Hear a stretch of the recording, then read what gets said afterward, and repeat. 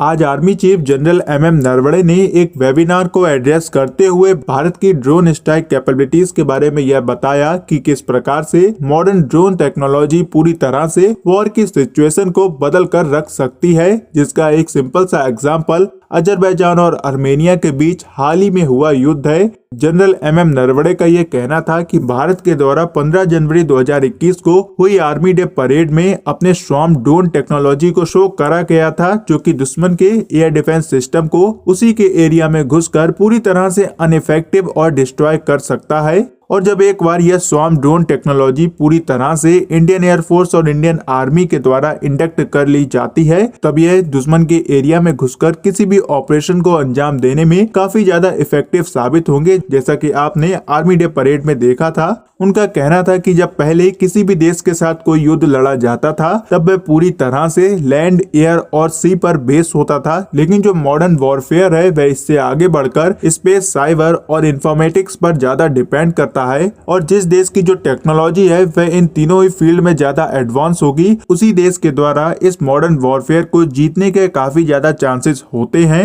और present time में भारत के द्वारा इन्हीं कोर टेक्नोलॉजीज पर मेनली फोकस किया जा रहा है। एरो इंडिया शो 2021 में ऐसी कई सारी प्राइवेट कंपनीज ने अपने अनमैन्ड एरियल व्हीकल के मॉडल्स को रिवील करा था, जो कि एनिमी के एरिया में बिना किसी रडार डिटेक्शन के घुसकर वहां पर स्ट्राइक करने की कैपेबिलिटी रखते हैं। वहीं ऐसे कई सारे अनमैन्ड हेलीकॉप्टर्स को भी रिवील करा गया था, जो कि लद्दाख और सियाचिन जैसी आइसी हाइट्स पर बिना किसी प्रॉब्लम के राशन और मेडिकल इक्विपमेंट्स को पहुंचा सकते हैं। और मॉडर्न वॉरफेयर की ऐसी ही एक कटिंग एज टेक्नोलॉजी है हिंदुस्तान एरोनॉटिक्स लिमिटेड का विंगमैन प्रोग्राम, जिसको कि एरो इंडिया शो 2021 में ही रिवील करा गया था। बाकी जनरल एमएम नरवणे ने यह बताया कि आने वाले टाइम में जब भारत की तीनों सेनाओं के द्वारा ऐसी टेक्नोलॉजीज को इंडक्ट कर लिया जाएगा, तब यह टेक्नोलॉजीज फ्यूचर में होने वाले वॉर में एक की वेपन्स के रूप में काम करेंगे।